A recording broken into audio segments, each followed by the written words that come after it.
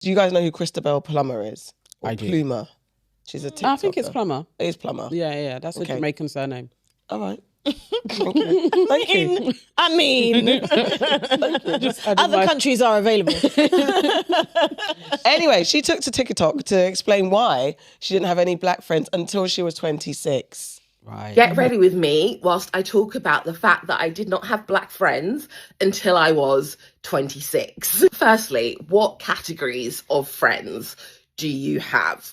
Because I Googled and it says acquaintances, casual friends, close friends, and intimate friends. So when I first mentioned this, a lot of people found it surprising, but this can happen. If you grow up in a certain area of London, the suburbs, you go to a certain school, you go down a certain career path, you know, it can be very white. If we take it way back, in primary school, I did have a negative, traumatic experience with some black girls, and that probably, you know, affected things. I think when you're young and things are that black and white, you know, you're not getting support from the people that look like you, that can affect you. And I only started to bring it up in therapy like 2 years ago. I was friendly with the mixed race girl. I remember we went to the Freshers' Fair and the ACS. I'd never heard of an Afro-Caribbean society. So I found it intriguing. But my friend in halls, she was like, oh, why do I have to do that? Because I'm black, you know? And I just kind of followed her. No, I wish I'd gone to a couple of meetings because it would have been really interesting. Obviously, I started blogging in 2008. And I think that helped me make more black friends. Again, they were probably classed as casual friends. It's hard to know like when the actual friendship started, but I would say around the age of 26. I think that making friends in this industry can be tough. Like there's the competitive element. Yeah, there's some people that I, you know, was definitely closer to at a time, and then we've kind of like drifted apart, and I'm not quite sure why that was. I mean, I was going through a tough time. Some people were not supportive. Like one literally chose my white ex-friends over me. I feel like she felt validated by these friends.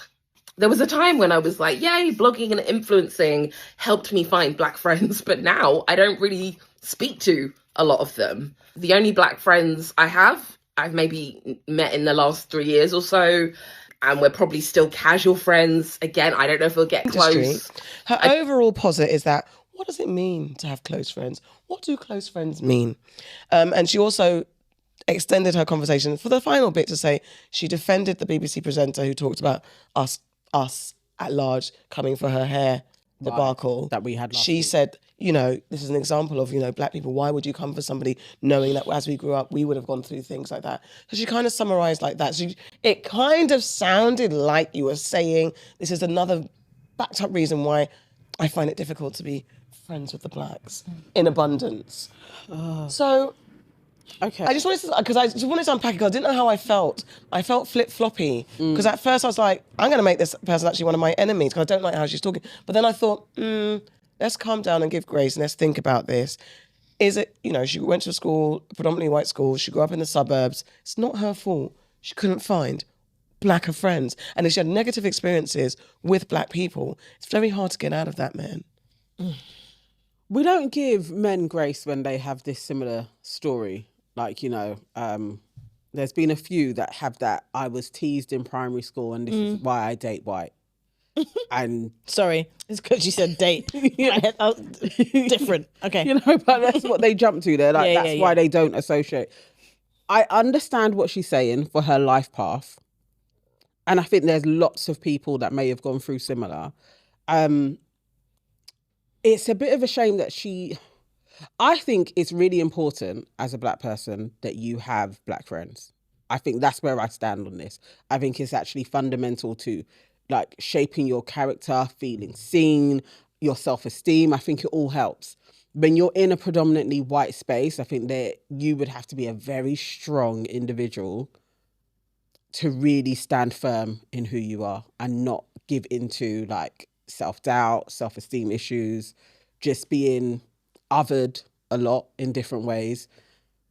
So, yeah, those are my initial thoughts. She's not an enemy. I kind of feel a little bit sorry for her experiences, I think. What do you think, Aya? Yeah, I think I share empathy with her as well. Yeah. The black man thing, I'm so sorry, no victim. No. They're just victims. I'm so sorry. I'm not hearing it that you were bullied in high school or secondary school. Now you're no longer messing with black women. Go away. I'm not hearing that one. But as someone who, when I was younger, I traveled around a lot. So it's not until I was a certain age when I really did settle down in London. So I do share the experience of being the only black person in a school year. But I don't know. But like you said, it takes a certain type of person. And I remember I wasn't even aware that I was black because I was just me. But I don't know. But I do understand. Not to say that being the only black person didn't affect me. Yeah. When I look back on it, it definitely did. Because I remember growing up wanting to be white a little bit, but I was still very much confident in my skin. But yeah, so I do empathize with her. I think she maybe she just needs to be more intentional about making the right black friends. I don't really know, because when you get to a certain age, it's I think certain things are just instilled in you. But I feel like you can always, I don't know how she's gonna do it, but good luck to her though. I mean, do you think she has to make black friends? I agree with Nana. I think it's important to have people who look like you, no matter what you look like, around you. You have to, because you have to feel confident, and you have to feel compassion. You have to feel a connection with people. You have to empathize, and you have to have someone understand you and your culture. And it's very important. Like, I couldn't imagine not having black friends. Like the idea of I feel sorry for her as well, because there is beauty in having black friends. Yeah. And not necessarily black friends who are from, like, I'm Caribbean, you guys are African, but that is still beautiful as well, because we each learn something from each other. Yeah. We learn about how great and magnificent being black is and how far and wide it stretches. So I actually do feel sorry for her that she hasn't had that.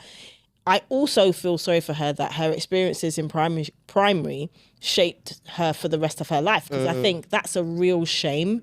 And I wonder what her family life was like, because if she grew up in an environment where she also isn't surrounded by anyone that looks like her, that may have affected why she didn't feel a connection or seek more of a connection outside.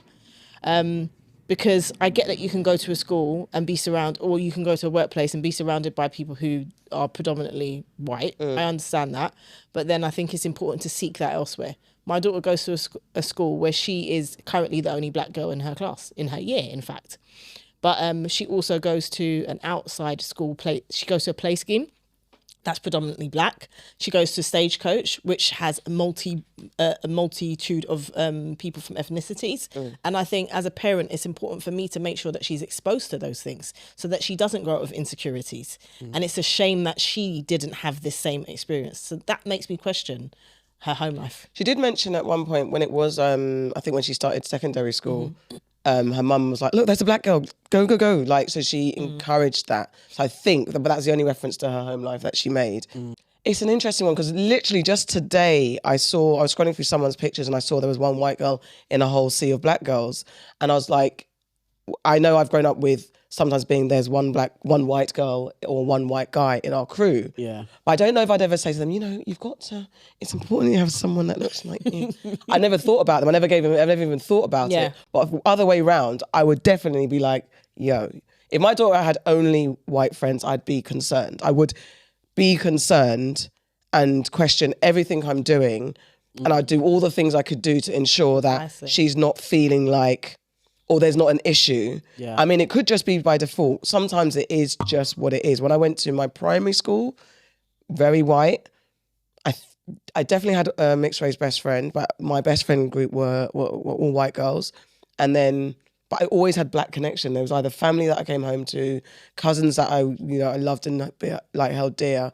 And then when I got to secondary school, I always had a white best friend around in the mix. But the black girls it was just impossible for me not to have black friends. Yeah. This is what I mean then about what you said about having family connections, because My daughter's got like the cousins run deep. Yeah. They could start a football crew with the amount of cousins that they are. So I just wonder, was she an only child? Did her parents not have any? Did she not have any cousins? Did her parents not have any black friends? Like, how did that? Because again, if you grow up and you're not surrounded by anybody black, you're going to gravitate a certain way. Yeah. And you're going to find it hard to even find anything in common with them because you don't know their culture. You don't know anything about them. Yeah. It's very sad. It's that thing of, you know, the standard black. I would say I was definitely the standard black girl. Like, so I could garage raves, like all of the subcultures I fit into. Yeah. Now, if you're a little bit alternative, which I think Kristabel kind of is. Yeah. There's still a whole load of black girls that are alternative as well, but I think sometimes people look at the mainstream of black culture and it's like, okay, I don't fit in with that. And you have to find your niche black as well. Your tribe. I think that would be hard. That's a sad place to be if you are feeling like actually black people don't really get me and I haven't found my alternative black community to be a part of as well. I feel they're out there though, but I feel like that would be a sad place to be in as well. I think that's common. Was that your experience? I had a very weird experience. So like I said, growing up, I lived in a lot of countries. And then when I was a certain age, then I settled in the UK. And then after that, I left the UK again. And then I came back. Then I left. Then I came back. Wow. And then when I was 19 or 20, that's when I fully settled in London. Yeah. And honestly, when I settled in London, like the culture was I found it hard to really immerse myself in Black British culture. Yeah. What did you find difficult? I just feel like I missed out on a lot of significant. I hear that. Right. Now people like I always say I would never say this out loud because people would be like, "Bitch, ain't you the girl that used to do the London bus videos and early so 2000s?" spot on as well. So spot on. Because the thing is, because I lived in a lot of countries, from year 7 to year 8, I was in the UK. Okay. And then I left. Then I came back in year 10, year 11. Then I left again.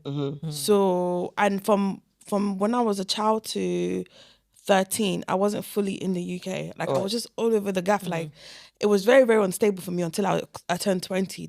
Like, this is the longest. I'm 29 now. This is the longest I've ever consistently been in the UK. You do look like you're about 12 years old. Yeah.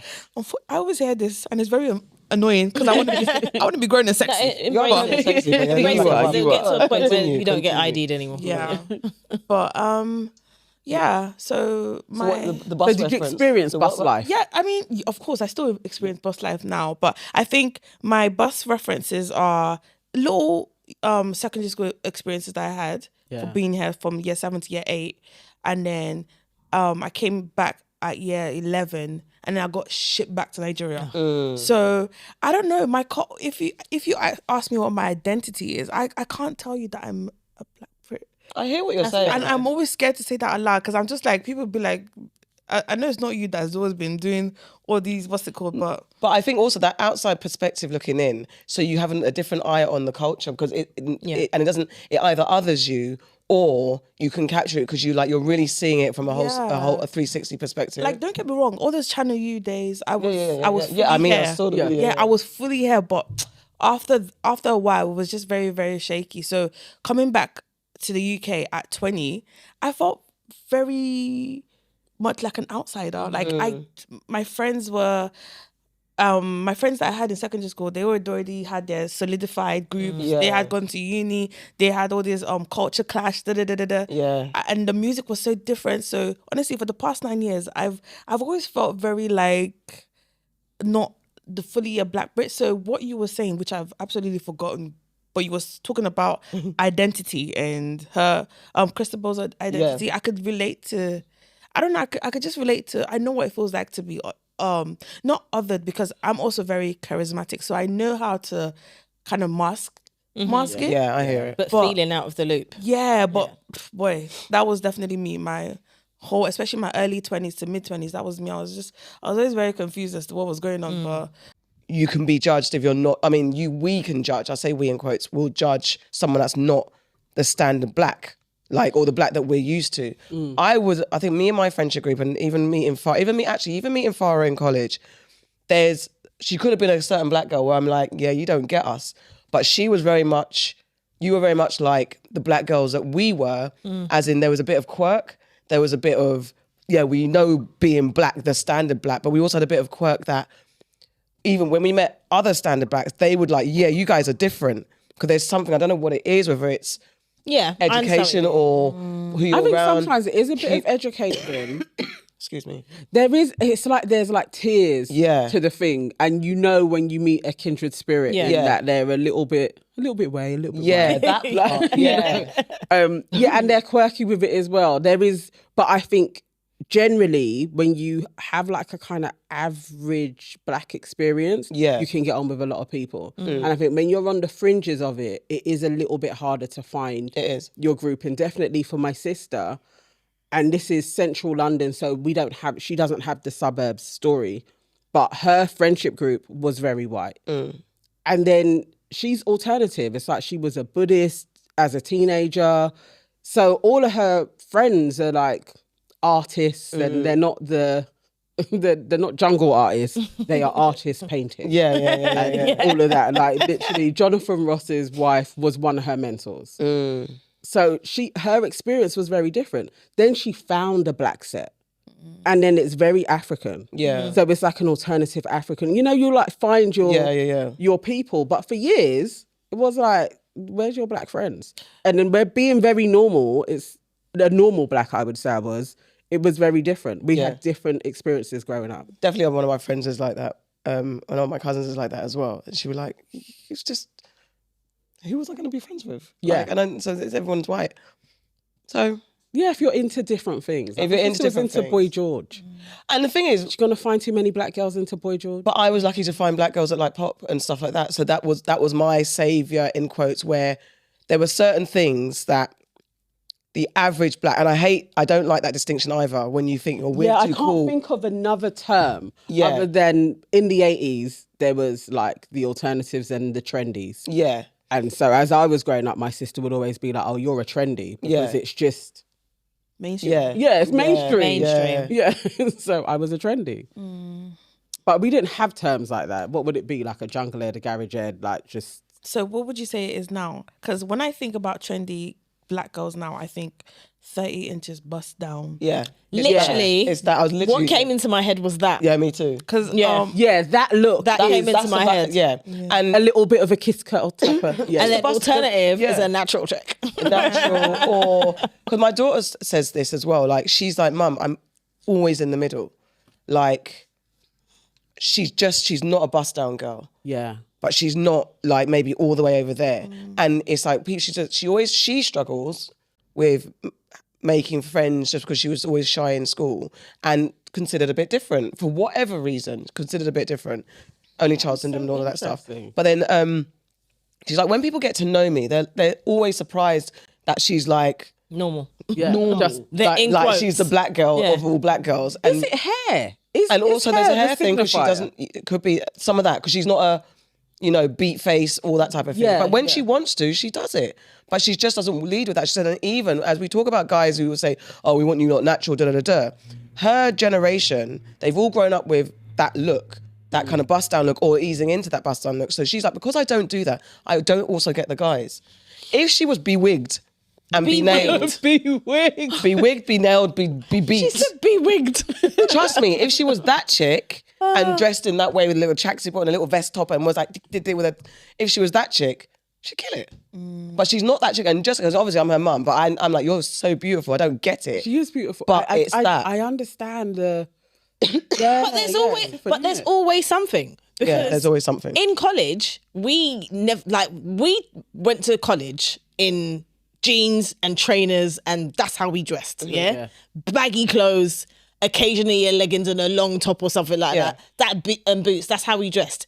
And then there were other girls who went to college and they looked like they were going raving. Yeah. And we would say, right, they look like, what do they look like when they do go raving? And then when we did go raving, people would be like, oh my God, I didn't know you could look like that. Yeah. Yeah, because I'm not in a raving college. I've come here to learn. But you know that me and you, we're like regular girls in regards to we don't over...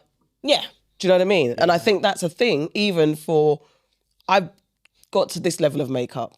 I was never this chick. Oh yeah, hell no. Never ever this chick. Never wore lipstick in my life. I'd wear blue because I wanted to be alternative. Didn't wear lipstick. Vaseline was my friend. I used to wear, I would try and wear different things. And I think that also makes a difference on how guys approach you. And I've already said it before. Long hair, short hair when it's natural, who like Earth Mother, hey my princess, to whatever. I guess we also didn't have that kind of wig culture when we were God, younger no. as well. So No, it was different. We escaped all of that stuff. The pressure. Yeah. To have a long wig. If anything, like extensions or like not Premium clippings, but just a little bit of You can have you could enhance a little bit. straight hair or something. Yeah, bonding, that's it. Or like You'd be that bonding in style. tracks at the most, but we didn't have wig culture or eyelashes. Like, Yeah. all No, of that eyelash stuff wasn't wasn't there. a I'm thing. actually really grateful that makeup thing wasn't existing like when we were growing I up. would have So I might have looked like a clown. feathers. I would have looked like a clown. When I see the girls with the big ones, I'm like that George. would have been me. I would have gone in, like literally, definitely. I was that girl. If the wigs were out then, I would have had a long. okay. I probably would have had I a would look. have. I wonder what I wouldn't have. Not in college. Not at all. I would have found my version. I didn't dress up crazy to college, but I did dress up. But I would make an outfit before I went. Obviously, I'm late, but I would make something before I went into college. So every day it's a different type of colouring, a different look. I was Because you had one the of hand those. for it. You had the hand for it. Yeah. I think I would have found a way to do what's going on because my look was very hip hop and trying to make sure that it was T-Boz, it was Aaliyah, it was us we're not doing sexy body, but we're gonna do something baggy, but we could still look a little bit cute. Yeah. I wouldn't have had a wig. I just had well, she was my hairdresser, innit? So I just, all right, calm down.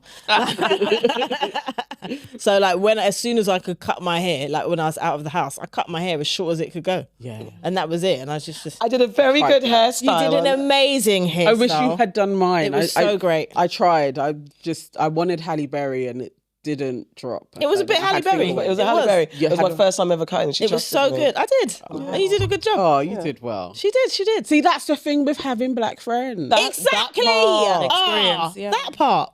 But I mean, I liked Kristabel. I think you know who we are. We'd love to have you on and talk about it more. But also, what's her French? Because maybe she is actually okay also. As much as we could be like, oh no, but she might be extremely happy and not feeling like she's lacking. Yeah.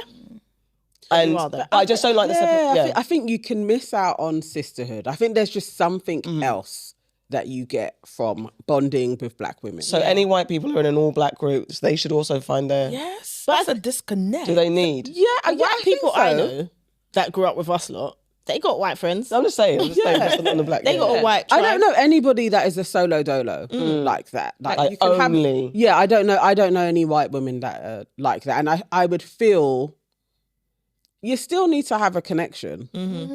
Like, I also I understand the not feeling okay in whiteness as a white person. I understand that because there's lots of layers to your culture where you'd be like, I don't agree with this shit. Yeah. Like, we are not superior. So I understand that disconnect and then wanting to hang around with black folk. I do get that. So I don't feel like, oh, you're missing out. But for a black person that missing only out. has white, you definitely are. You definitely are. You know that there is shit going on around you. Yeah. And you're like, oh, I feel off. And I feel like the white experience, they haven't had to go through the obvious struggles that black people have gone through. Yeah. Like our history is so complex and so rich. And I just feel like when you're white, you live in the West, you'll be okay. dog. Yeah. Like you can go down the road and go and meet your grandpa, you'll be right. Yeah. But with So true. being black and being disconnected from your blackness, is the gap is so like, I don't know, I just feel like there's so much history, like you're African or you're Caribbean or you're African American. Like it's like I can't imagine. Yes, I do understand. You know, being friends with other races, from people from other races. It's just you just have to make sure you're doing it from a place of, I don't know, not from like you're not intentionally going out of your way to not be friends with. Yeah. That part, people. yeah. I think that's important to say. yeah. And on that note, welcome to Your Aunties Could Never.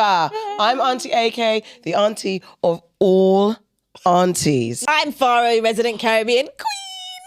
I'm Nana, aka the Black Fairy, aka Dark and Lovely. And we are joined by the very, very, very, very funny, very, very silly Aya for the Soul.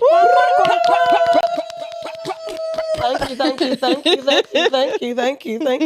you for joining us. We'll be getting to your business later. But guys. Wait. In case you're wondering, Sade is on holiday for the next couple of weeks. So we're going to be man down, Rihanna round here. Yeah. I was going to do it at the end, but yes. Okay, yes. Auntie Sade is travelled. She'll be back.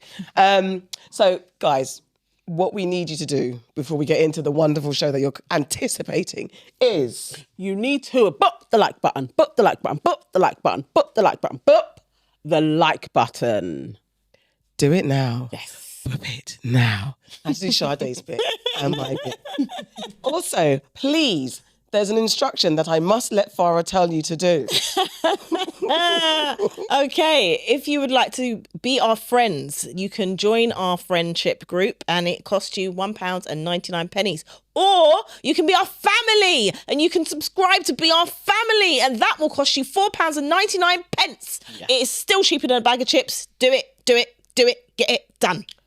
Yeah. Oh, that was a remix. Convincing. Do it again. No. Do it, get it done. No, enough.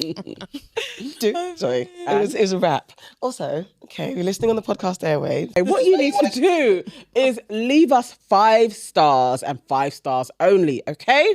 And we would love some comments as well, please. And people on Spotify, you've been kind of cool. Some of you are getting a little bit feisty and I like it. Keep it up. Okay, what are they saying? They're just being a little bit spicy, like... All right, can you guys like talk about other things? They're doing suggestions. I'm imagining them moving their neck. Like, And guys, if you sign up to the membership, then you can suggest all you like. And we might do it. Get me. That's what we do in the membership parts. And also on that note, if you're shaking your neck at us, just remember that we're just your aunties, all right? We're your favourite aunties because you're still watching and you're still commenting. We are not experts. We're just sharing our opinions and thoughts. Please do your own research. The world is free for you to do. Well, no, it's actually not free. Google is free for now. And that's it. Thank you, please. All right. We're going to get into Enemy of Progress. This is where we save the world from all the enemies out there in the streets. Yes. Who wants to go first? I feel like I've chatted a lot. Someone else can go first. I will start. Go ahead. Because this is causing a big stir. And I'm outraged. So I'm going to focus on the Blue Origin all-female crew that went into space for 11 minutes. Oh my God. What an absolute travesty for what is going on in the Earth at this moment in time. Got it? And 1, 2, 3, take up space! Tamir's in space. Okay, leave Flynn up there. Flynn, Flynn, I gotcha, Flynn. Gotcha. Proud of you, Flynn. Flynn, can I get Oh, the moon! You guys, I have to tell you, look at the moon. That's amazing. Wow, look at the blue line. Oh my God! Oh my God! Wow. That's our moon.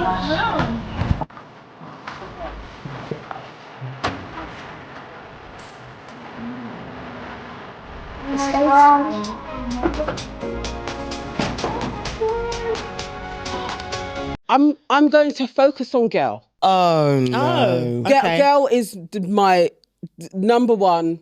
You are an enemy of progress because you didn't need to be there. I know there was another black woman in there, but I don't know that one. Yeah. Oh, Aisha something. Yeah. Yes. But Ladies on the Girl King, absolutely out of order. This is what bothers me, because I've certainly read some of the things online coming from people that I know, that I like, that I consider friends. Space is not a either or, it's a both and because you do something in space doesn't mean you're taking anything away from Earth. And what you're doing in space is trying to make things better here on Earth. What Blue Origin wants to do is take the waste here and figure out a way to put it in space to make our planet cleaner. I mean, Jeff Bezos has so many ideas, and the people that are working there are really devoted and dedicated to making our planet a better place. That's number one.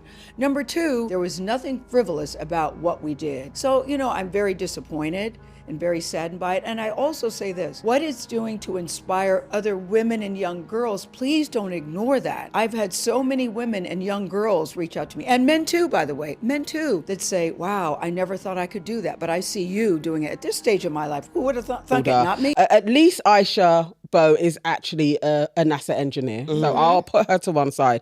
But this, to me, is the most ridiculous thing to take place this century. that Jeff Bezos thinks it's okay at this moment in time in history and what's going on in the world to launch a rocket into space for 11 minutes and think that just because there was women on it, we should all be like, oh my God, we feel so empowered. Like, this is the best thing to happen to our kind ever. Absolutely not. Yeah. It is bullshit. What say ye? I concur. Yes. Absolute fucking bullshit. And it was shaped like a penis. It was. As Yes. well. Like, give me a break. And then the head came off. Yes. As they all landed. Whoa, kissed the ground as they got out. Oh, that kiss in the ground pissed me off. seriously. It was a lot, wasn't I it? was like, get a grip. You were It there for like is- 5 minutes. Thank you. It was so tone deaf. Like the amount of money that it costs for them to do that, the amount of pollution that it polluted into the environment. Yep. And then Jeff Bezos can't pay his workers properly. Yeah. You know, That's all. just pay your workers properly. Can't Give pay them- tax. Won't Man's pay evading tax all Won't over the pay world. tax. Not a Won't question pay of tax. can't, won't. Kill the rich man. I'm sorry. That was my intrusive. What's the term? It was eat the rich, isn't it? Oh, my bad. Yeah. I like kill the rich man. But if they come for me, it was you guys that said it. It was deep fake. My bad. It was AI. AI. Okay, yeah, tone deaf. I definitely agree. I think I saw something that someone said that if it was a thing where they actually brought actual people who work in like these NASA and stuff, A real astronaut. yeah, it just felt like, for me, it felt like they were kind of like pandering, like they were doing like the girl boss, like, yeah, look at all these women, yeah. yeah. But it's like they don't know. Well, majority of them don't know fuck all about. No. I was like, I let it go over me because like there's too much going on in this world for me to be super stressed. However, tone deaf, not the time. There is an element of, if it's your money, you can do what you want, but do it behind closed doors. What success is this proving? What does this mean for all of us here? What do we gain from it? I think Gail said, I feel that anyone who's criticizing doesn't really understand what's happening here. The flight had a huge positive response from young women and girls. And there was the argument that in a place that's quite in an industry or a field that's quite male dominated. Sorry, Gail. No, I have to interrupt you. Let me just finish my sentence. In a world that's male dominated, a field that's male dominated. In a fucking there's world lots that's of- male dominated, I'm going to get into a penis-shaped fucking rocket that is owned by one of the world's richest men, and I'm a rich woman too. Fuck off, Gail. Like someone said, it is not as though they went into NASA and they said, "Oh, you women that are working your asses off here day to day, why don't you get on this fucking rocket?" They never did that shit. That is a load of privileged bullshit right there. The amount of money that they spent to launch this penis into the fucking world for 11 minutes, that's probably as long as he lasts when he's fucking his wife, I might just say. They could have cured hunger. They could have killed hunger. Yes. Sorry. That's Got real. Quite a few people housing. Yes. Yes, girl. Right on. Sorry. Yes. No, So annoying. Gail, just wanted to say fine. what- Gail, no, finish what she said. Cause I mean, that was it. I mean, Katy Perry said it won't be about me. It will be about this beautiful earth. I think from up there, She's sick. we will think. Katy Perry. Oh my God. was promote a her? Oh my God. thicker She was fan. Oh my promoting God, we have her. to protect our mother. This experience has shown me you never know how much love is inside of you. Like, how much love have you got to give? Kiss the earth. Kiss the earth. Katy Perry is an absolute arsehole. She is a prick. Have you seen the pictures that she was taking while Yes. she was in there with the butterfly. daisy? Yeah, Oh, she was Daisy. promoting her. I think she's- Her daughter's Daisy. Yes. I think. I was literally like, Katie, please shut up. Why is she going up it? Why does anybody money care? to And then her. Gail also was like, people that are talking about it, you should actually go onto the, what's it called? Blue Origin website. I did, Gail. I went on. And that website to me is actually very scary. To say that we are ruining the earth, Amazon are doing quite a lot of that. Yeah, they are. Yeah. And at some point, we are going to need space to save the earth. So we are going to need to go up there and explore because that's the savior for earth. How about you stop flipping raping the earth? Yeah. How about that? I don't Jeff like that. That's Bezos- very. That's, Go on, sorry. Go on. Jeff Bezos and Amazon won't even give the goods that are no longer usable or sellable to homeless. Exactly. Yeah. They rip it up, they burn it. They are burning goods because they don't want to give it to the homeless. But you're talking about let's save the earth. But the amount of fucking waste that you get from an Amazon package, okay, they're not doing plastic boxes. anymore, but the amount of frigging cardboard that I get is ridiculous. Trees. Like I've ordered one battery. And it's in a massive Why box is it in a big old box? with stuffing in it Like, as what- well. Why? Please explain to me. The fact that I think it will be easier to swallow, again, because we've said rich people do your thing. People that went in that capsule that exploded in the sea, it's up to you, fam, innit? But again, similar lines of bit stupidity and a bit ill timing and bit waste of money, when you could easily stop what's going on this earth. And to say that you're going to leave this earth, there's all the sci-fi films that have ever been made that tell us that how they're going to destroy the earth and then send off to space. All the rich people. And rich who people- goes? It's and who never gets to normal go? folk. And you know, Never. the ground level folk will be upholding the planet. We've seen what happens to the low level folk that don't have money. They're in the back of the train or the bottom of the silo. Yeah. They're in the pods with no water, fighting each other in metal wearing clothes and scraps. And just fighting civil Armageddon all the time, like never-ending nonsense. And this is why I say kill the rich. Except from Beyonce, though. Yeah, of I course. need to put out that. Agreed. My Beyonce. Not your Everyone Beyonce. else. Yeah, but it's absolutely I- ridiculous. Why was Chloe there? Why was wasn't there, she was watching. and Chris there? watching? Because who were Why they was watching? Oprah watching? All of the people that was watching, It's I was like, insufferable. look at you guys. Yeah. And we should be like, oh my God, this is such an we should be amazing inspired. They should achievement. have And kept to it say not. that little girls are looking at it, aspiring to be them. You're not an astronaut, Gail. No. You're I mean, a Gail did presenter. stress. She did stress. I feel very uncomfortable being called an astronaut. Her colleagues on the show were like, "Yeah, but you're going up there, you're an astronaut." She did. Just to be clear, This she isn't said, that a Okay, job? she not said an that in one astronaut. breath, and then the next breath she said there's little girls watching her. Yeah, and being inspired by this. Little shit. girls Those who little don't girls that have ain't going up there. however hundreds of thousands of pounds to They're go not up going there. So, what should they have done? Should they not have? What? Okay, you got billion. You have the opportunity. You're a billionaire. You've got the opportunity to go to space. You're not think. Let's say you do your bit for society, but you want to go to space. What should they have done? What would have been the better way?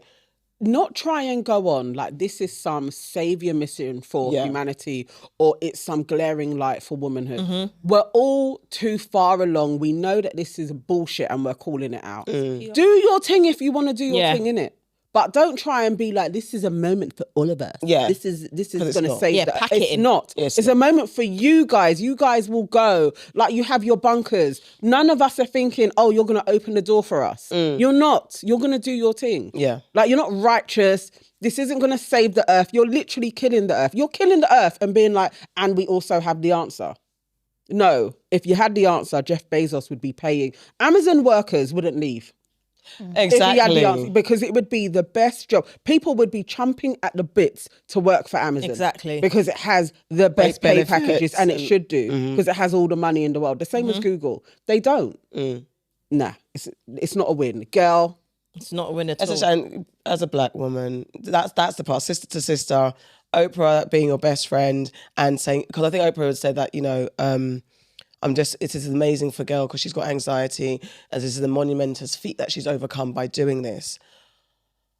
I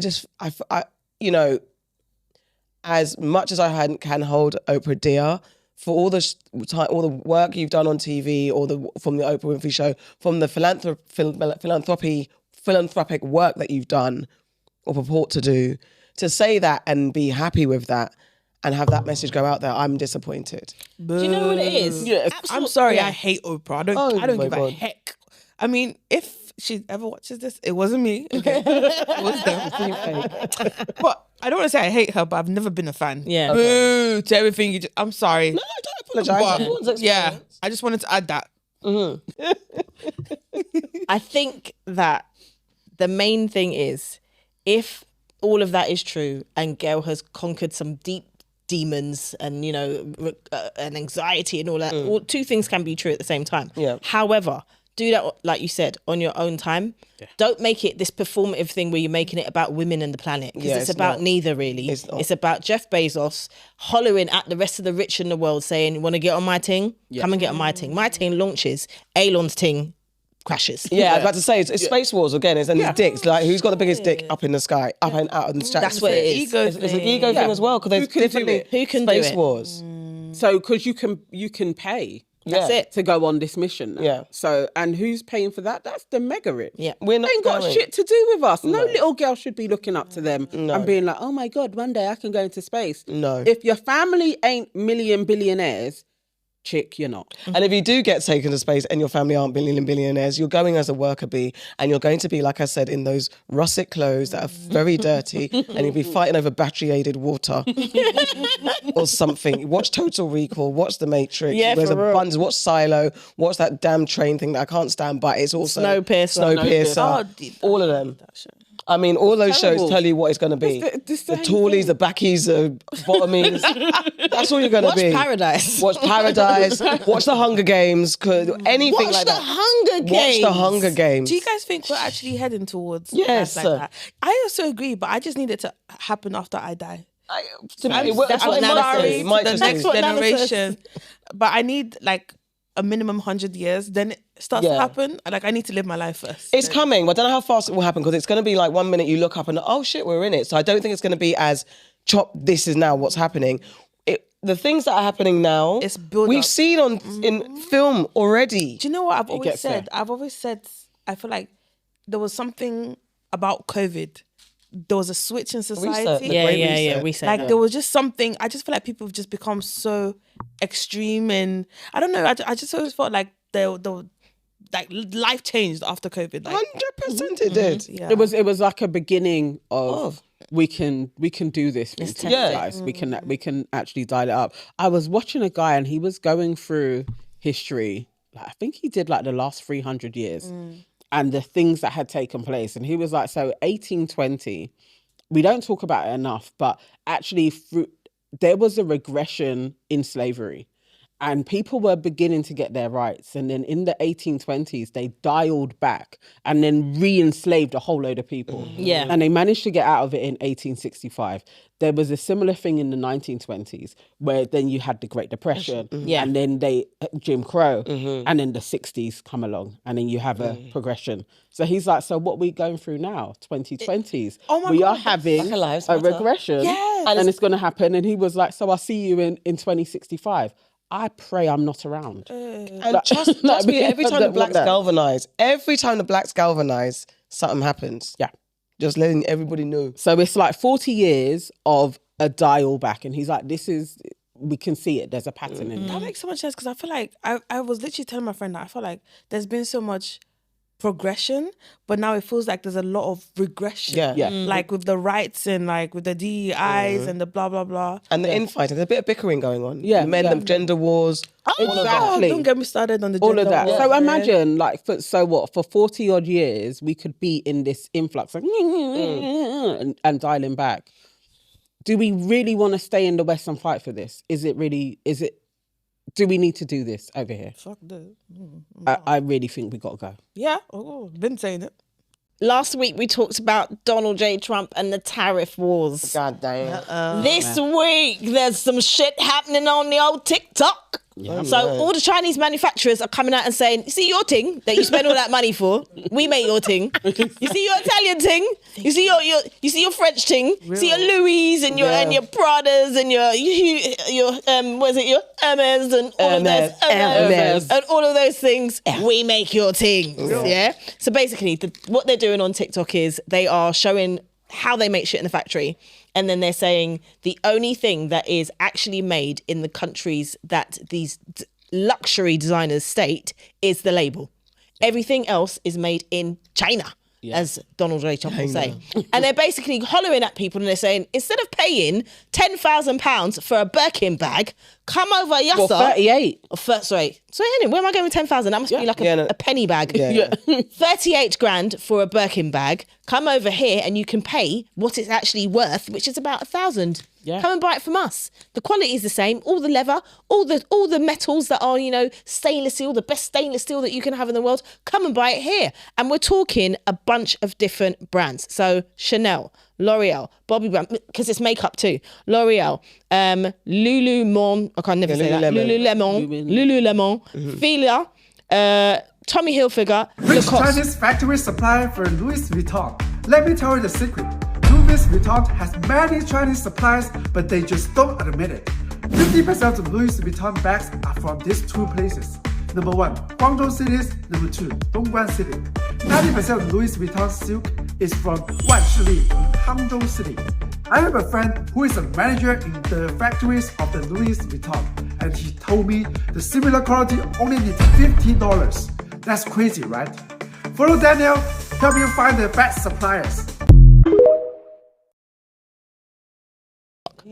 To name but a few, all of these products are made in China, and the manufacturers have had enough of being called peasants by the Trump's government, and they're saying, fuck you, we will go straight to the people. And it is going wild online. People are like, so all this time I've been paying for my luxury goods and like breaking my ass for these things. You lot have been ripping us off. Yes, they have. We knew you were ripping us off, but you were really ripping us off. So who's the enemy? The designers, the idiots that buy them, Yes. Big one. or Trump? All of them.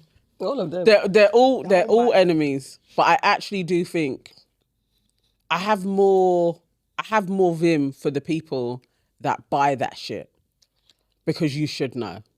Like, you should know that this is a trap. Like, honestly, you should know that this is just a social construct. It's just a trap. You're literally paying for a place in society to have status.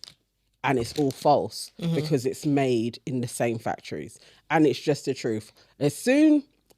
I've always known it. When my mum worked in factories, it was like there was never an illusion. Once you know about fabrics, once you know about leather, once you know about where it's made and how they get it, it's like, I can't go into a store. They're pretty stores, lovely. They give you champagne.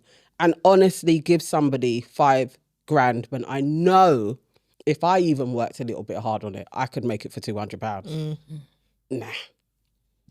And I don't love humans enough to do that. Why do I care? Why do I give a heck what a next man thinks of me and what I'm wearing? All of that. I think, I understand. I have vim for social construct and the business of it all. So I think I'll go for the designers, and let's not say it's like the fact, even though the Chinese factory worker, the people that are talking from the China side of things, they're talking their talk now, but they're still doing the business. So it's not like they're totally innocent. And we have to talk about their working conditions, that no matter what. So it's cut out the middleman, but also what is that guy doing as well? And there were some TikToks that were saying, well, it's not also true, not all the way true, because when you talk about shipping, gooding and all the kind of stuff that goes into it, you could be spending maybe not as much, but it's not as cheap as they're saying. However, I go in on the business of fashion that knows that they're doing this and allows and makes these products knowing the slave labor that goes into having these products, and they're not even giving back or improving the situation where actually that doesn't have to happen, where people don't have to be sleeping on the floor, or you've got kids underage, or people that are too old or infirm and are so scared to take a pee break because they'll get fired and lose their livelihood.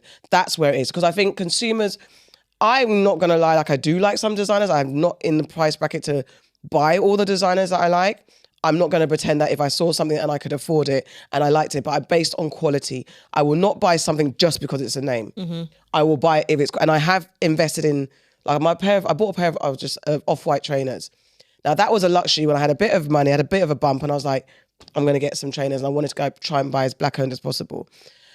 When I bought them, they were very expensive, more than I've ever paid for trainers in my life, but they last, and they're heavy duty, they're well made. I'm like, I can justify that because they will last. I'm not running to buy 10 pairs, but they will last. So if there's quality involved, and I do lean towards black designers, if they're in the high-end fashion or whatever, I'll try and get... But the whole point is that same thing you could buy, and it's just not going to be off-white, and it's going to be exactly the same quality. Now, would you buy that for £30? Yes. If I knew, if I would, if I could get that.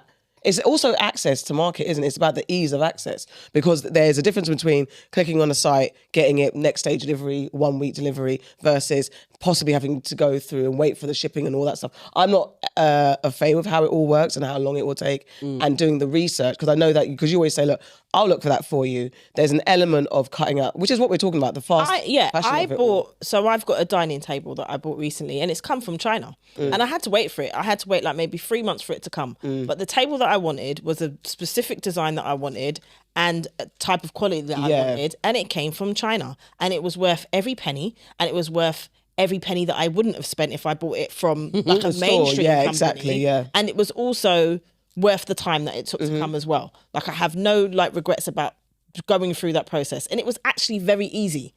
And this idea that it isn't easy, I know people that buy goods, like they say like they make sportswear and stuff like that, and they ship from China. I know people that have furniture companies and they ship from China. So it's not as difficult as you would think. I'm talking about like on a day-to-day, like a I know, quick like thing. the But next day delivery. If I could you can't do have like the next day delivery thing. plan it in advance and stuff like that, then it's just it's a re-education. So it is more people like you, Nana, say, actually, this is where, when you used to do Love Yaya, where you used to get kind of stuff, and I'm like, I'm going to shop from you because you get all the good stuff. That's what we need more of, people that, if we're going to try and do that. And it's just, and what I don't like, what I dislike a lot is the vast difference from how much it costs to make the thing wild. To how much they're selling it. Yeah. And I understand that there's the whole brand of it and all of that stuff, but they are literally ripping people Absolutely. off. A bag that costs $1,000 should not be sold for 40, 50, 60, 100. What is the point of that? Greed. Yeah. Thank you. It is greed. That is exactly That is it. It is greed. It is It is greed. because there's no reason, and that's the thing. So you're paying for a logo, and when it's said that crudely, there are lots of people that are like, no, it's an investment piece. It's like the same way that guy spent 8 million on a banana taped to a wall. Right. That's how ludicrous it is. Yeah. Like, you can do this yourself. But if you place your self-esteem and your hierarchy on a label, like, I'm more of a human because I'm wearing labels, you've missed it. Jeff Bezos wears the same flipping t-shirt. That's all they always say. Like, Steve Jobs wore black all day, every day. And it's usually that's kind of like a, be more like the Indians for black people. But rich people generally don't spend so much or aren't so visible or ostentatious with their wealth. They don't. I mean, It's a bit of a, because a lot of them do. It's but a class of people yeah. that occupy that space. Yeah. And it is like, who are you showing off to? Yeah. That's where I'm always like, And As much as Kanye's mad now, yeah. As much as he's mad now, caveat. He's got lyrics that talk about the fact that you're gonna go and spend all this money 100. on something, and my man here, who's the uber rich, he rents his car. Do you know what I mean? Yeah. I feel like, especially with like 9 to 5 normal day people working, normal people like us that are obsessed with those things, I think it comes with a place of lack. Yeah, definitely. So like, I don't know, it's like an insecurity, especially in talking with, when it comes to black people. I know black people carry those things, they put it in a very high place. So when I see people who are obsessed with designer materialism, I think it just comes from a place of lack and It does. insecurity. Yeah. It does, because that's how society is pitched. We're always we're positioned to look at those, the haves and have-nots. We're looking at those who have, and your wealth and your worthiness, is based on, if you have those type of things, those signifiers that you're rich and you've made it. And it's not even just, it's working class people, because we can, when you look at white communities, I remember when we were growing up, the working class, the chavs as they were called, and they used to be kitted out head to toe in Burberry, they were looked at as classless from the people who actually, the white people that actually had money, and were like, you would never do. And that's amazing. I think even Burberry went through a moment of changing their outlook, because they were like, they're sick and tired of certain people. I mean, wearing Versace, when he was alive, said that he didn't want black people wearing his stuff. Like Dolce and Gabbana have been. It wasn't Versace. Was it not Versace? It was rumoured to be Tommy Hilfiger, and he's constantly, I'm sure Versace said something though. I'm sure there was something. Anyway. Yeah. Anyway, I know Dolce and Gabbana. Dolce and Gabbana have definitely said something. Yeah. But Yeah, it's just a lot of these designers don't even want you to wear them. And talking about when we were talking about Jeff Bezos and them burning goods, designer companies also slash bags, rip off the logos because they don't want them to be sold for less than they have represented. It's really bad. And even down to getting replicas. I don't because I remember there was a moment when someone in my family was like, you've got to, like, it's a signifier to getting older, as being a mature woman, a young woman, you've got to have a good designer bag. And there was this woman that was selling them, like book ones, but they were good copies. They were good books. But and I remember there was a whole palaver of me getting it, and I was like, it went left anyway, because something about the woman was a bit of a scammer anyway. So it went left, and that moment was like, I don't even care, I was just doing this because I was told, and people in my family were like, you must do this. But I also don't like, I think it's very strange when people are like, I can't afford the real one, so I'm going to get the fake version. Because I think that's a crazy mindset. But then now, what's the fake version? Now that you know what things really are, what is the fake version? But my point is, if I'm going to buy, like, I'm going to break my neck because I want to be, like, as you're saying, like to show that I've got wealth, and I can't afford the real Louis, so I'm going to buy a fake Louis because then people will accept me. That is such a, I feel that's a sad state of being. I think it is, but then I think what Sade is someone who's gonna go and work overtime and break their back to buy a Louis Vuitton bag. I think it's the same thing. That's 10 fucking grand, so do or I. whatever the case may be. Yeah, especially when you know now for a fact it's made in the same pissing factory. But I don't think why not buy the in quotes bug one? I don't think because is it bug? It's not really bug, innit? Yeah. Just don't have the label on it. No, I think that's different. Like, if you're just gonna go and buy it, and you're not pretending it's the real one. Yeah, that's the part. It's buying it, but it still has the trappings of being Louis. I bought Chanel before when I was like 21. I didn't give a heck. But that's the part. You didn't give a heck. But it was very much fake. You could tell. I knew it was fake. I bought it from Models on Woolwich Market for like 500. This is nice. But that is the difference where you're not like... Do you know what I think it is? But when it's the ones where they spell it wrong. Exactly. I didn't care. I was like, okay. I feel like we should all just stop caring about other people's opinions and just do you, and just stop being so obsessed with trying to impress the next man. Just live your life, man. Jesus Christ. Too much pressure. Can't relate. It's true. But it's true. And also, if people did wear like that, there would be a dip in sales. Yes, I don't like it's a dip in sales. That's the whole point. Common people would win. Since this came out, they said that Hermes are losing a lot of money. But they should do, because it was getting it's too silly. silly. Birkin bags like, are oh my silly. God, I want a Birkin. It's a Butters bag. It's so Butters. It is so Butters. Okay. It is such a it's like Mrs. Mangle of bags. You know what it is? And even Birkenstocks and things like that now, and flipping Crocs, the ugliest of things, now all of a sudden has become trendy and people want to wear. But I know no one ain't really ugly. walking with a Birkin like, my bag is so beautiful. No, it's a Butters the amount of people on this earth, someone likes that shit. Doctor's bags used to be like that. Doctor's bags. It's Butters. But my point is, there's enough people on this earth. You might genuinely like it, but on general terms, it's a Butters bag. Okay, but do you like it then with the label off? Do you like it? That's what I want to see. With the label there off? might be some people like the shape. If it was on ASOS, that design, I swear it ain't selling. I think people will buy it. Nah.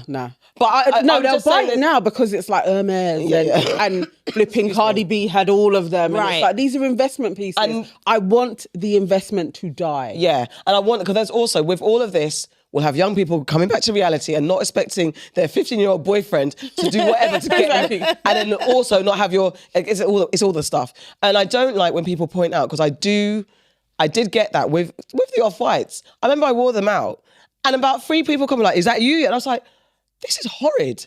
Like, it's a weird feeling, because I was like, I like my trainers. I didn't buy them for name brand per se. There was a little bit of name brand in them, but there was black. So that was my mindset. I'm being honest. But if you like them, I want you to say, oh, they're nice. Don't say they're nice, because that compliment's not a compliment. That means you're elevating my status because you see something that's a signifier. It actually pissed me off. I was so annoyed and offended by that, because, like, when I'm not wearing a name brand, that's an obvious name brand. Yeah. Then, Then you're not it's gonna, like you've then dropped a you peg, might innit? not say I look Oh, nice or she fell not. off. Do you know what I mean? Like, fuck that. And that person has Yeah, a lot. she ain't got no She money ain't got no anymore. money anymore. I hate that. When we were growing up, people were flipping doing the the most. most. The most to get a designer, like Yeah. the most, like lashing texts and rubbing kettles just to get a flipping Gucci Risking your life. belt to wear out that night. Like, And people are doing ridiculous. worse now. Yeah. There is that. I mean, forever, people just do the most. It is the carry on of it. I do remember like Probito. Yeah. There was a way that you could steal very easily in Selfridges. And Yeah. I had a few Used to do friends it. that would steal in Selfridges. Sorry. And they would steal I didn't still.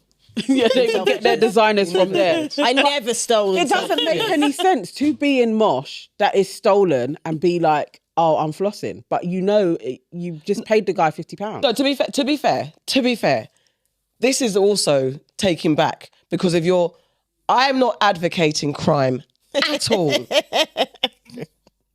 But when you're getting it from the back of a van for less than.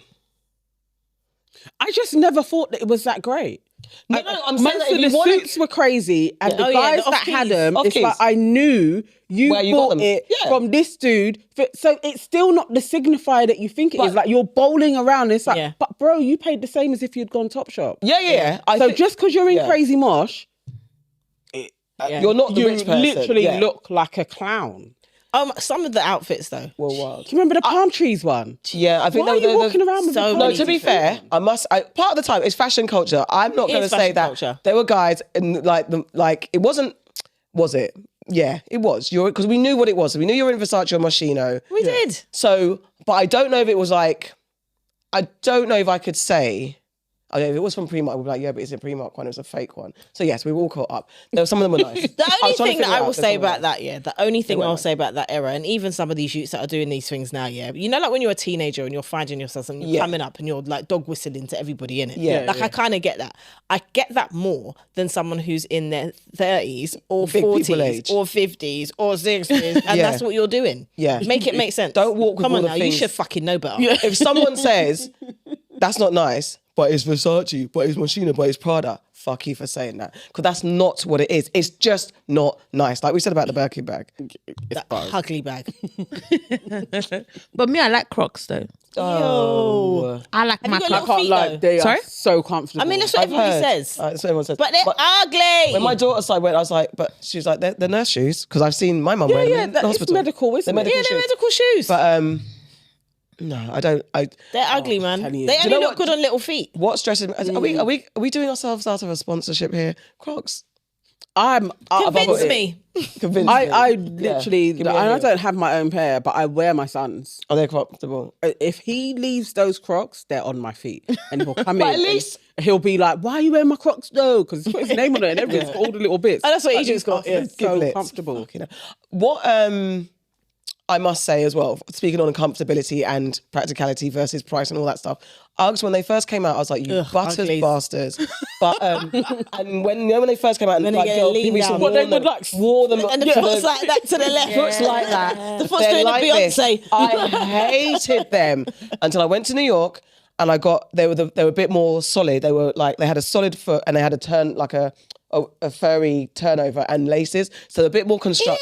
Ew, that just sounds disgusting. They look like DMs. those They were were like DMs. nice. These are you don't like Uggs anyway. But these ones were more bootified and more solid and weren't like what was going on. And they had a solid heel. They lasted me forever. I got them. I was like, nah, I'm sold. They were warm for real.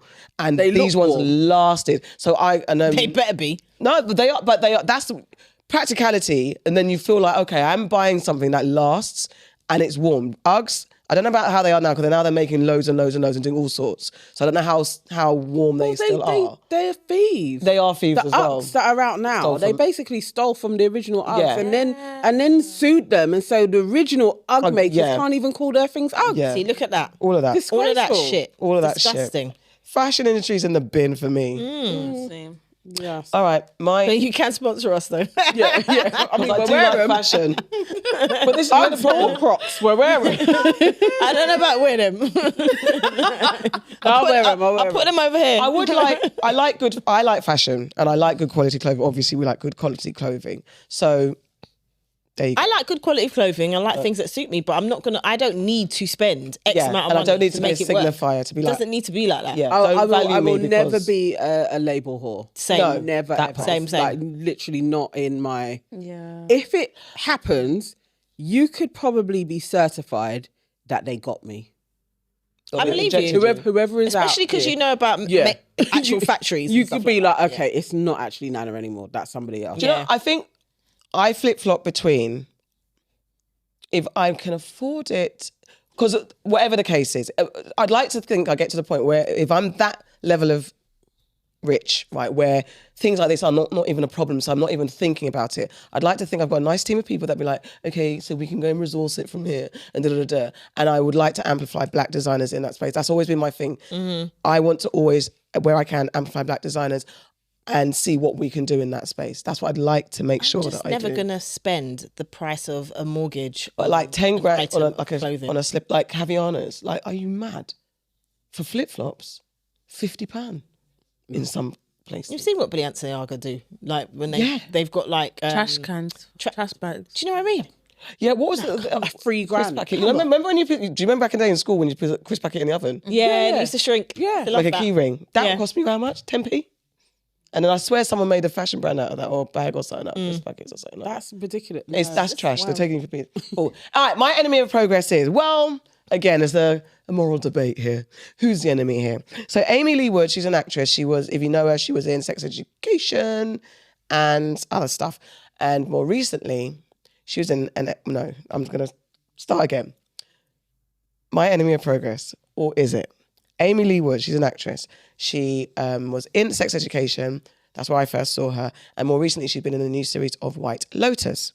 Okay, so AIMEE LOU WOOD, she's a cute little quirky white girl. She has two prominent front teeth, though. It adds to her look, though. Anyway, so she was in the latest season of White Lotus, which is popular, whatever. And she was parodied on SNL, famous American sketch show that's on all the time. It's been on for about 50 years. Very popular, very famous. Saturday nights. And it's not funny. And No, I find it funny. I can't say I've ever found it funny. oh, there's bits that are funny. there's- There are parts that are funny. There are but- parts. So, I mean, it's hit and miss, but it's one of those traditional American shows that have been running forever. So they did a sketch on White Lotus. They take popular culture and they remix it to their funniness, and they renamed White Lotus and called it White Lotus, and it was, the scenario was set around the Trumps and all that type of stuff and the politics that was going on in America. I actually thought it was a very good one.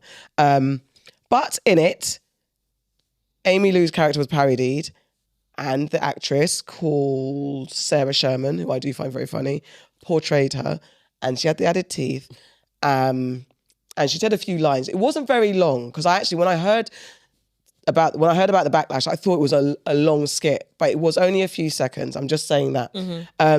But on the back of it, AIMEE LOU came out and said that it was misogynistic and punching down, and she didn't find it funny at all, and she found it quite mean. So I hadn't watched SNL yet, and so when I heard that, I have watched all of that White Lotus season. I quite enjoyed it. People don't necessarily like it. I came to watch it, and I was thinking, okay, what have they done? Like I said, it was a few seconds of her time on screen, her parody.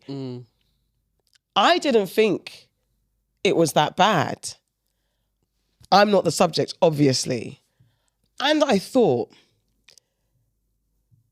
should she have called them out? Because SNL are infamous for parodying everybody. They have no holds barred. They take the piss out of everyone. And I wondered, has she ever watched SNL and laughed at any of the skits about anybody else? I wonder. And you are on this earth with a look that's not conventional, which has served in your favor, I think, because she's doing really well in the industry. But she has suffered from anxiety and I think depression and things like that. So she has got personality and mental health issues, or she has had that before. But I was just wondering, like, is she right to call them out? And are people saying that because some people are saying, get over it, it's a joke. Some people are rallying around her. And like, are people rallying around her because she's a sweet young girl? And do those same people laugh at SNL as well? And like, they take the piss out of Donald Trump. In the skit, they literally have him taking a McDonald's pill because they always take the piss out of him loving Big Macs and stuff. And he's overweight. They take the piss, but is that more palatable because people don't like Donald Trump? I think I've watched a clip and I watched SNL occasionally. I'm not like I'm not tuning in every Saturday night at Live to watch it, but I watched the clip and I think the issue is the context in which the parody of her appears. So I don't think it was misogynistic though. That's my thing. That's what I think. I don't think it was that. So the skit is about White POTUS, okay? White so Lotus, but White POTUS. Yeah, so it's called White POTUS. So it's around Donald Trump and his family. It's about what's happening in the environment. The insertion of her in that has nothing to do with Donald Trump and everything else. What they did there was they took a character from White Lotus and inserted it within the rest of the clip. That's the part where they fucked up. But they also have... Because they don't... Normally, when they're doing their skits, it is surrounding what's happening in the world and they're parodying it in some way, shape or form. They took a real contextual thing from the show and put it within this. And it didn't make any sense. It did. Because have you watched the season? I've watched the whole... Have you watched season 3? I'm talking about it didn't make sense in the context of the parodies about... No, but it made context in the... If you've watched that season of White Lotus, it made sense. So when I saw her, I laughed because they had Lizzo playing the black girl, Natasha Rothfield's character, talking about something that happened to her. Because I don't... spoiler, you should have watched it by now. So in Natasha Rothfield's character in White Lotus had a money situation.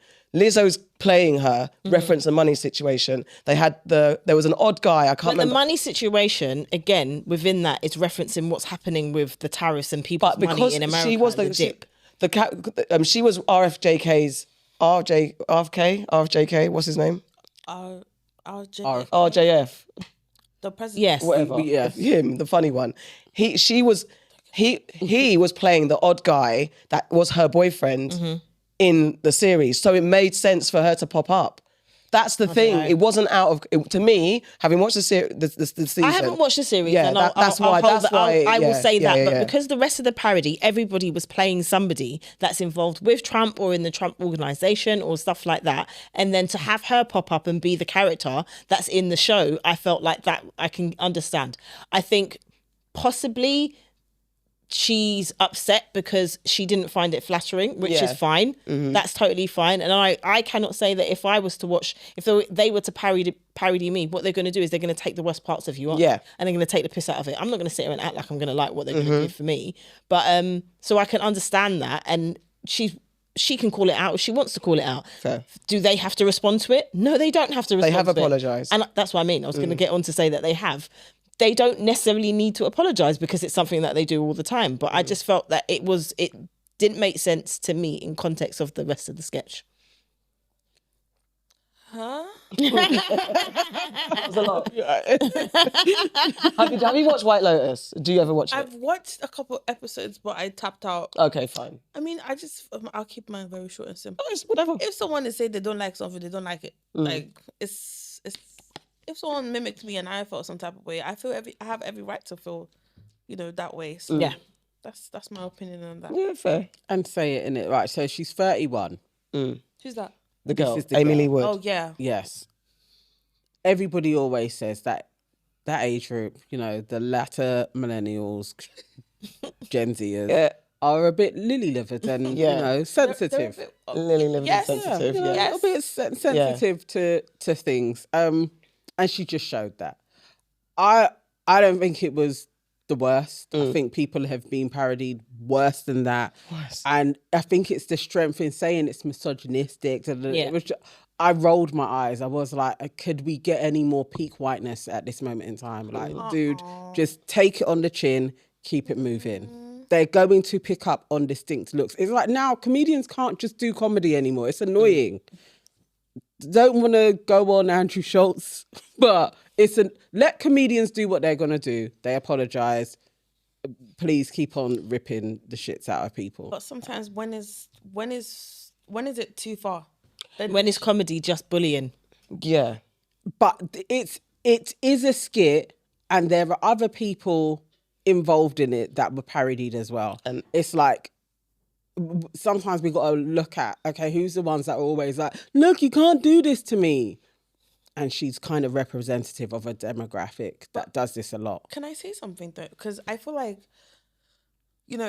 to us, we don't know this lady. What's her name again? AIMEE LOU. Amy. Like, we obviously, to us, we might think, oh, it's not that deep. But for her, she might be dealing with trauma and a lot of bad experiences, and she might be standing up for herself because, you know, maybe she's gone through a lot, and, you know, that's why we hear celebrities killing themselves and doing some shit. So, you know, maybe she's just talking from a place of she's tired. She said that she's been bullied for her teeth her whole life. Yeah, so it's not a one-off. I think it's a build-up of. I think it's fair because I'm not going to stand here and say if it was me, and we know what happened to Craig David, for example, when Bo Selector parodied him, it took him out the game. He literally went into hiding because of it, and I really felt for him for that.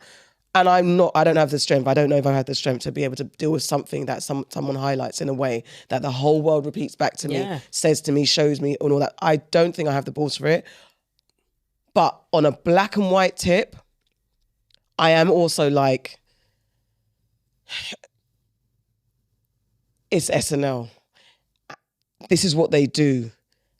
And anyone can get it. And I do think for her, she has every right to call it out. She has every right to say, like, don't do this to me. Because she could also be like, yeah, leave me out of it. Anyone who parodies me, you're getting sued. You can put those parameters in if actually, if it works and you can do that, then do that. But I think if she's ever laughed at an SNL skit and if she's ever laughed at a parody of Donald Trump or anyone else, then she has to check herself. That's the only thing I would say. It's not misogynistic to that part. Like, just because a woman is the subject of a joke, that is not misogyny. Yeah. Like, please don't. It's that's why I'm like, okay. They're making the woke out of it. Yeah, it's like, come on, let's not do that. It depends on what the joke is. But the joke wasn't misogynistic. Just in this particular context, it wasn't misogynistic at all. She lit, you have to watch it to be like, all right, because she was such a significant character, it made sense that she was represented. It's a thing because it's like, if they didn't do the teeth, you wouldn't know who it was. And the replica was a good one. So I can understand them like, oh my God, this is so good. I get the cruelness per se, but she didn't even say anything horrible. Like, they didn't have her doing something bad. I didn't think it was like crazily over exaggerated either. No, it wasn't. So that's the thing where I'm like, no. come on, this is you. Yeah. Yeah. And so would that not be an erasure if they then gave you normal teeth and you know it's your character? Honestly, And then also it's I am highlighting. like, dude, I get it. She may be sensitive. Yeah. Yes. I think she is. All right, cool. I think that's what it is. Yeah. But And she's been sometimes through some somebody stuff. around you needs to be like, let's just Chill out. Yeah. Because also you're in the industry of visibility. And You're if you don't... acting your socks off, like, come on. And you're now. doing an amazing job. And also someone like, remember Jennifer Grey, she fixed her nose, innit? And she said that affected her career. It did. She got less work. Yeah, she got less work because that was her character. So, and I'm not going to say like if she got parodied and all that type of stuff, we had Spitting Image back in them days. So maybe that would have been, look, what was the one? What was the one who was a slug in Spitting Image? Or the one that the politician that used to spit and they had it just water coming out. It was so horrible. And John Major was great. And I'm not saying like everyone's pain is everyone's pain. Slug. It was one of the politicians and they had him as a slug.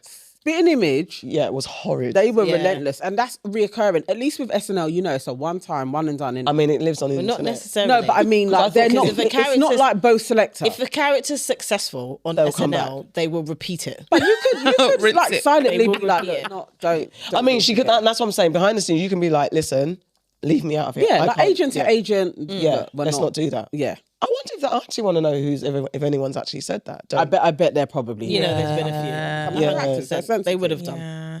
But they cover a lot and they do a lot and they take the piss out of a lot. It's also could be like a badge of honor, but again, depending on how you take it. Yeah. All right, actually, this is a neat segue into my second enemy of progress. Okay. Or is it? Oh, This no. is a or is it moment. All right, so on the internet, Peter Andre is absolutely getting it in his arse at the moment. A trailer has been released for Jafaican and Peter Andre is starring in it and he is portraying a Jamaican man. It's a gangster movie, he goes to Jamaica, blah, blah, blah. Can't believe it, man. You resemble my father so much. Believe about 3 million US. Nothing now go and tell my fatherland from jail, you know? 3 million. You want to go to Jamaica, pose as this Jamaican gangster, steal all his dough, and then hope to live? I mean, all I've got to do is learn the Jamaican accent. If you're ready for that, who am I to try and stop you? Here we go. Pat was not just a dialect. It's a way of life. An attitude. Let them know man say that. Kill man alright. Blop, blop.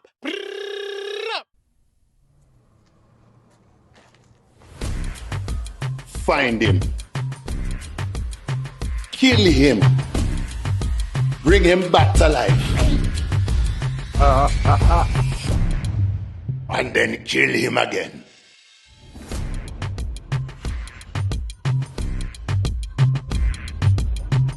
You said go undercover. Yeah, but me never say idiot. Dressed in a winter coat and a winter hat on a beach in Jamaica. Take it off. Blah, blah.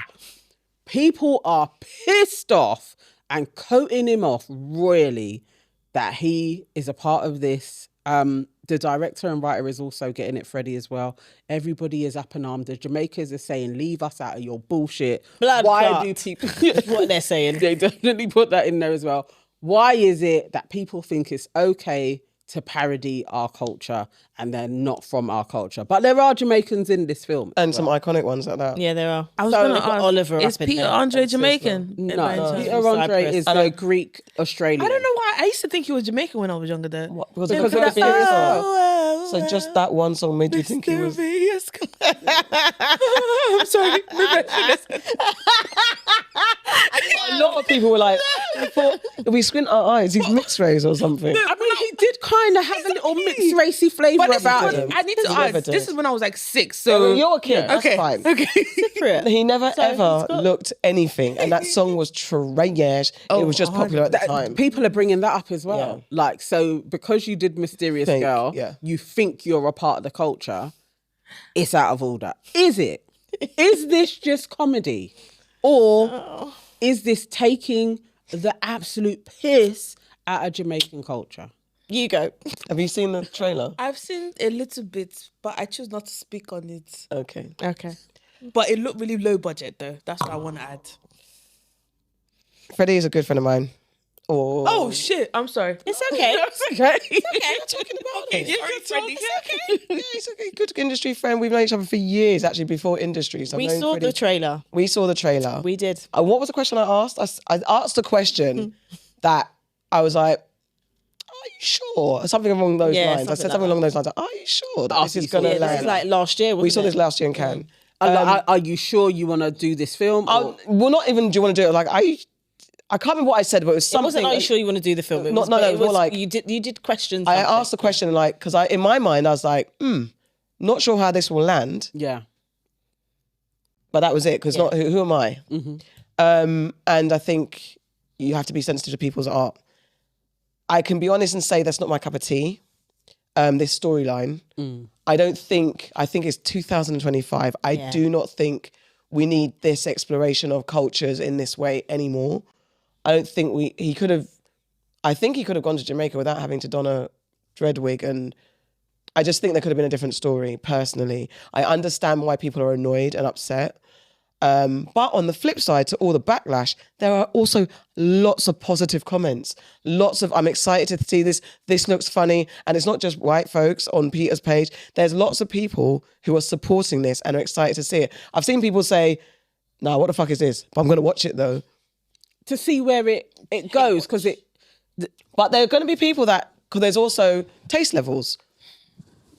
Do you know what people are going to do on social media? They always do this. Every time something bad comes out, instead of you to ignore it, they'll go watch it. Yeah. And then you be making the algorithm think it's a good That's how Tyler movie. Perry works. Ugh. Yeah. that is precisely how Tyler works.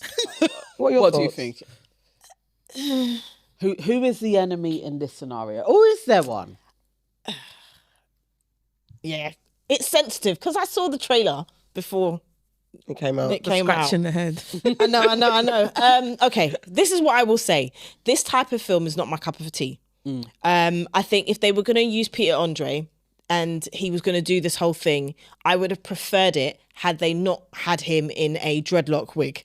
He could have just been like, this is a Jamaican person and you happen to look like him, because Jamaicans come in all shapes, all sizes, all colours, all creeds, everything. You know, so he could have been his normal Peter Andre and gone to Jamaica and still been playing this, oh, I look like somebody else. Yeah. It's the parody of culture that I'm not a fan of. And that's with anybody, that's with anything. Like, I hate when people go to Jamaica and the first thing they're going to do is buy a dread hat. Like, why? Or buy red, gold, and green Not even, the majority of Jamaicans are not dreadlocked either. Yeah. And also, Rastafarianism is a religion. Don't take the fucking piss out of it. Yeah? There's all of that. So, this is where I kind of feel with it. I'm not, I don't know if it's going to be funny. I think that they've dubbed Peter's voice when he does a Jamaican accent. A couple of parts. I'm pretty sure that's what's happened. Yeah, those are my thoughts on it. I'm similar, and though I have adjacent friends to Freddie, I don't have a personal relationship with him. And even if I did, when it comes to things like this, as an honorary Ghanaian Jamaican, I can see why people are offended. Yeah. And I think it's the cultural points. I do think it is the dread wig. Yeah. And it's utter atrociousness of it. Obviously, Jamaicans do come in various shades, and there could be a Jamaican that kind of looked like Peter Andre, definitely, and he didn't need to have dreadlocks. Yeah. Could have just been his normal hair. And I think that's all it needed. Even with the accent, if they didn't add in the dreadlocks, which isn't funny, actually, that's the thing. It's like, it's not a funny, I don't find it funny. It just feels like, no, you literally are taking the piss. And I think I don't think Freddie is Jamaican, is he? I can't remember if he's... I feel like there's license there that, okay, just because you may be around Jamaican. I know he's Nigerian, but I wasn't sure if he was half... I don't think he's Jamaican. I don't know if he is a Jamaican man. And I think that if he isn't, there is some cultural lines that just in this space, especially with like how new kind of like Black British identity is and us forging links with each other, I think sometimes you need to keep it, you need to know your role within this. And I know there are lots of Jamaicans involved in it who obviously kind of gave him a cosign, but culturally, I think sometimes you have to be very aware of, I can't step on these toes, especially when you're using stereotypical tropes, and you shouldn't play with dreadlocks. So I really am like, no, don't, people just throwing this as something to be funny. It pisses me off when folks do that with an African accent. Yeah. And you bastardize it and people should laugh at it. It's those same easy tropes that actually affect people. And that's where I'm like, nah, it's in enemy land. Yeah, it is. And plus, it's just boring, man. It's 2025. Think of something else. Like, be smart with your racism. Like, make us laugh. Yeah. I think that was you were going to say something before. No, it's fine. That's what happened with Famalam as well. Remember when they had the Jamaican countdown, and that got a hell a lot of backlash. Oh, yes. And I remember Kemji, who created it, and he was like, he stood firm on it, and I watched it and I understood both sides. I understood both sides because it was funny, it was well done, but I absolutely understood why people were so offended. But then the group that I was in, it's more Caribbean, so there was more upset. But then I felt the kind of that old school, because they're upset, was like Aunties are African, and it started to feel a bit tribalist. And I felt, I'm just saying, and I felt some type of way because I understood where they're coming from, but then it turned into the old school kind of negative backlash. So I was like, and I think most of Famalam's cast are mostly West African. Yeah. So then I was like, I understand how a Caribbean will feel, because how dare you? Yeah. And you're mocking us. But then his argument was, he mocks everybody because he's got skits on every culture, not just Jamaicans or Caribbean. But this is another thing that's important to remember. It's a whole Jamaican thing. The Caribbean is vast and wide. Yep. There are so many other countries in the Caribbean. And it's like, if you're going to do a mockery Caribbean accent, the first thing that people do is the Jamaican trope. Yeah. And it's offensive on many, many levels. And as I said before, Rastafarianism is a religion. It's a very serious one, and it should not be mocked. Yeah. So there's just certain things that you can just leave over there, you know? And I do think it's important to respect people's cultures. I'm not going to start going around disrespecting Ghanaian culture because it's not mine. Yeah, there is always going to be certain jokes that you can make that I can't make, and vice versa. Yeah. Or you are really smart with it. I think that's the thing. Like, if you're going to play the stereotypes, do it in a really funny way that even if somebody's offended, you manage to turn it around and then they laugh. Yeah. That from that trailer, what we've seen, I didn't laugh once. I literally was like, "Are you guys sure?" Like, I get it. I get the comedy aspect of it, but it just felt very juvenile. And when do we get the progression? When do we move away from like And Another Hood? Like, when are we gonna have that cinematic experience that is like, oh my God, that was hilarious?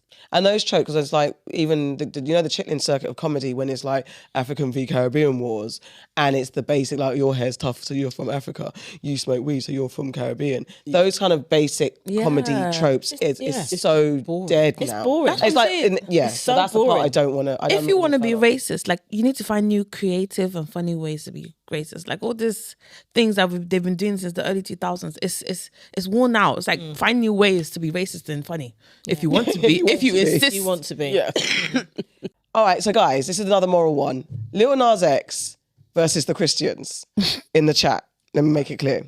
So they might not all actually be real Christians after that. Lil Nas X, otherwise known as Montero Lamar Hill, he's 26 years old. He recently revealed on Instagram that he might have Bell's palsy. His face, one side of his face is paralyzed. It looked like to me. Yeah, Okay. so one side of his face is paralyzed, and he was speaking from his hospital bed, so he can't smile properly. Like, he was trying to smile, and only one side of his face was smiling. And when I smile, this is me doing a full smile right now, by the way. It's like, what the fuck? Bro, I can't even laugh right, bro. What the fuck? Oh my God. So,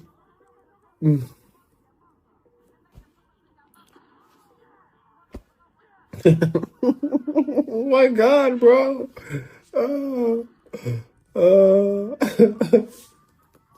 So, yeah. Smiling. But he was being lighthearted and upbeat about it and just shared to the world, like, this is what's going on. It's crazy, but this is what's happening to me. However, though he got some support, like well-wishers, there were people in the comments who were saying, well, I think you were playing with God. We're going to sit this one out. Is this the same N-word who was twirling down to hell thinking it was cute? Oh, okay. Someone who even went as far to say a prayer and say this is happening because the Lord is bringing him closer back to him in order for him to wake up and reframe his relationship with the Lord. And basically they're talking about, because Lil Nas X, since he came out with his Old Town Road smash hit, he has become a little bit of a controversial babe. He has had music videos that have, highlighted devilish things, and people haven't been very happy with it. And they've called him out, and he's been very, very open about his sexuality. And he has had a lot of backlash and homophobic insults and commentary towards him. What do you think? I think the people in the comments are definitely enemy of progress. I don't think how dare you say this, and who are you to say that this is his comeuppance? That's basically what they're saying. You're getting this because you... But isn't that the furthest thing from being a Christian? It is. But anytime people come and say that shit, and then say that they're doing it in the name of whichever faith it is, it's fucking bullshit. Because the first rule of any religion is to love thy neighbor and thou shalt not kill, in whichever phrase or term that you say it. So to say that this is your judgment. Don't judge like that. Who are you? Like, people, you really are not close to God if you think that this is what's happening. But okay, devil's advocating it, no pun. for the imagery that, because he has, what was the video? Was it? Yeah, he had devils. He had he's done it all. and And things like we've that. talked And about it, and we've brought him here as an enemy. Yeah, for doing that. So for people who are absolutely in their faith and who do see that what he was doing as a disrespect, take his sexuality out of it. The iconography that he used in his videos to the world, to the masses. Let me just ask. Yeah. Those people, like especially maybe the person who said a prayer for him, saying maybe this is your opening, like you don't play with these things. Is there anything in those two things, like playing with the iconography and playing with devil-ish things in the face of people who take Christianity seriously, and those who are Christian who believe that we wouldn't even play with that on a world stage for people, children, young, for people to What they should just do, what you're supposed to do in those situations is just wish someone well, and if you want to pray for them, you pray for them. But what you don't do is say that it's because of X or Y or Z. You don't do that. You just say, I'm going to pray for you because you're going through something, and that's it. That's all that needs to be said. So are they annoyed with him because he's gay or because he is playing with the Christian? I think it's because he it's both, and also his absolute confidence in his sexuality. He is teasing the world. He's mocking people like the homophobes, basically. He's like throwing it in their faces to get on their nerves to show that you lot are nonsense. So he's baiting them in a way that he has every right to do, and that's what they're reacting to on top of it. He has a way, and just to go back to the shit that he's done, absolutely don't agree with any of that. You shouldn't mock, like we were just talking about. You don't mock any religion. I don't think he has a right to No, do he any doesn't have a right to do any of No, that. he has the right. I mean, there's free will. Maybe I should say free will. I don't agree with it. I'm just saying he has free will. Yeah, so that was my main point. Like, I'm not going to sit here and say that I'm justifying his actions and his mockery of people's religion. I'm not justifying that at all. But in order to be a real Christian, you should just be praying for someone's health and strength. That's it. You don't need to caveat it. Or scroll past. Or scroll past it. That part. Yeah. You definitely don't need to leave him messages of this is what you get for mocking God. Because I just don't think that is how the Almighty works. I mean, what's going on this earth, and you're going to focus on this little lad? If you're in a grand scheme of things. Yeah, sure. And I sorry, just want to add this as well. I just feel like sometimes Christians kind of fixate on like people being like gay and stuff, but it's like you're an adulterer, you're a gossiper. Hello, well, you two are going to hell. What are you We're going to be on the same car. Like, get your priorities straight, man. It's like you just got to have your own walk with God. Exactly. Mind your business. That's it. Mind the business that pays you. You'll be aight. Yeah. All right. I've got a fresh one. All right. This is just fresh. This is just off I love the press. I love a This is fresh hot off the stand-up. press. This is hot off the press. Yeah. Do you know who's in my bin? My next enemy bin. Harry and Meghan. What they done now? I love Harry and Meghan have cut charity ties with a Muslim group over pro-Palestine comments. No. Yes. So, Prince Harry and Meghan Markle's charity has cut ties with US-based Muslim organisation after a pro-Palestinian statement was made by its founder. So basically, it's saying the Archwell Foundation has been working with this organisation since 2020. And they've given like roughly about $55,000, right? So the organization's founder has come out and said, called Israel an apartheid state. He said, or he or she, I don't know, might be a woman. Israel's 75-year occupation of Palestine and the genocide in Gaza are a grave injustice. From the river to the sea, Palestine will be free. From the river to the sea, Palestine will live forever. So in a letter to Najib, the Archwell Foundation said, we have recently been notified of a blog post where you wrote that goes against the values of the foundation. As a foundation, we celebrate different perspectives and backgrounds, but we have zero tolerance for hateful words, actions, or propaganda. Oh, direct for an organisation to really be like, okay, we are absolutely withdrawing any support to you guys now. But do you think it's PR though? Do you think they really have those values, or it's because of who they are and like how that would affect them? Okay. Well, I guess it's a bit of both, but you kind of, at this moment in time, I think the establishment are all sticking together in terms of none of us can really be seemingly support Palestine in any way. And if anybody that is affiliated to us is overtly not just saying, oh, I wish for world peace, but really naming an enemy in this, we have to withdraw. And Harry is under pressure at this moment for his other charity being like investigated and all of that shit as well. So I guess this is a no, we're not going against you guys. Is very disappointing. I don't find it disappointing. So let me just, sorry, I'm just going to explain what the charity is as well. So it's Milwaukee Muslim Women's Coalition. So an organisation that is helping Muslim women. Yeah. Yeah. I'm not surprised. I'm not disappointed because I don't have a dog in the fight for Meghan or Harry. Don't really, I say in quotes, don't care what they do. But this is not surprising because, as you said, the establishment's going to establish, and they are part of the establishment. And there are people who there are people who might feel like there's too much on the line to go against, and they have definitely faced the wrath of the establishment for sure. I'm not giving them I'm not defending them or anything. Do what you want. I think everyone has to walk their path and do what they feel is right for them and their family and what helps them sleep at night. I was about to say it's a shame because I hadn't thought about it. It is what it is. So whilst I understand that they may feel like they need to cut ties for all of those reasons, what I really dislike is the level of the statement.